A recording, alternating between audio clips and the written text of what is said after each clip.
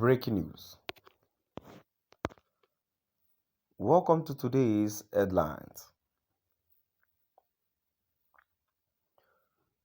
Fuel subsidy removal. Buhari to the West. You are hypocrite.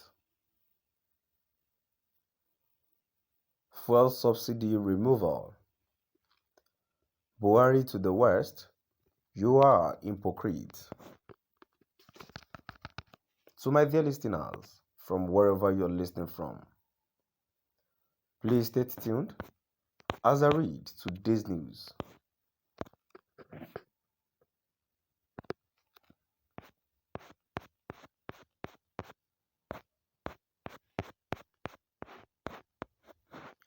Nigerian leader President Muhammadu Buhari has said that his government will continue to pay fuel subsidy in his latest response to calls from both within and outside Nigeria for him to scrap the expenditure.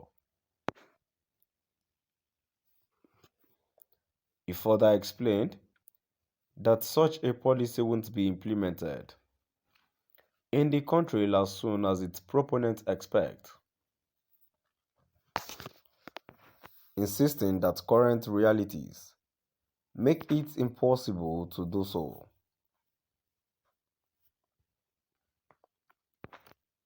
The president also described calls by Western institutions for Nigeria to end this very expensive national expenditure as hypocritical, saying also that the same Western countries are now paying subsidies on energy.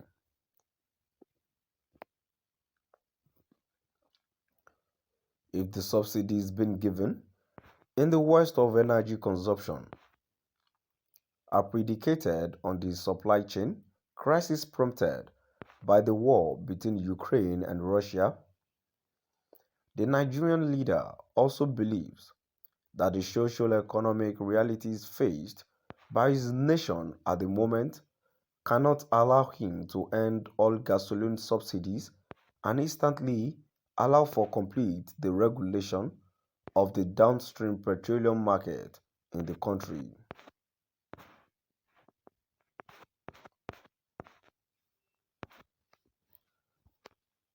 The decision to either remove fuel subsidy or allow it to continue unabated was a major campaign issue during the political campaigns that eventually brought President Buhari to power in 2015. And immediately after his electoral victory, he was advised by the transition committee that he constituted to end the fuel subsidy program and privatize Nigerians' four refineries as a way of improving energy efficiency and helping the nation's economy to grow. Also, in November last year, the International Monetary Fund, IMF, told the Nigerian government to completely remove fuel and electricity subsidies as early as in the first quarter of 2022. After the fund's preliminary findings and at the end of its official staff visit to the country, IMF also called for reforms in fiscal exchange rate, as well as trade and governance aspects of Nigeria. These, it said, should be considered a top priority as part of the government's fiscal policy, describing it as necessary to alter the long-running, lackluster growth part of the country. Nigeria, which is Africa's top oil producer and the continent's biggest economy, heavily subsidized gasoline prices even as it still relies almost completely on refined product import for the bulk of its domestic energy demand.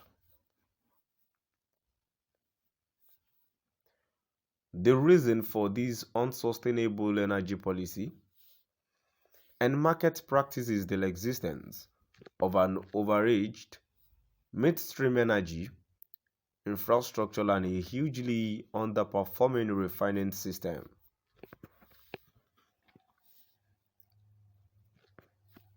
This perennial regime of consumption subsidy has cost the country billions of dollars that could have otherwise been invested into the development of vital infrastructure in different sectors of the national economy in order to stimulate economic activity, create jobs, increase household incomes, and improve living standards.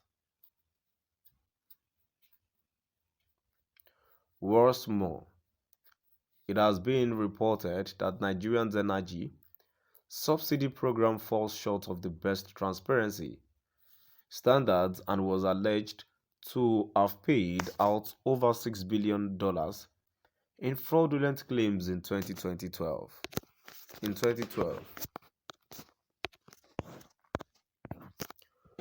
Such programs are also classified as anti-market and populist, but those will either the powers to end them or voices loud enough to call for reforms continue to see more reasons why these subsidies should be maintained.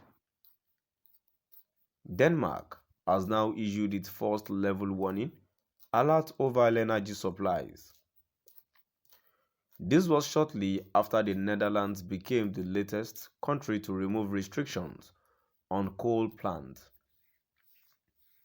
Nigeria and other African economies must take resilient exception to being lectured about so-called climate pledges, as energy security must be the key driving factor of policy trust, said James Shinde, first Chief Executive at Brevity and Dazen Consulting, United Kingdom.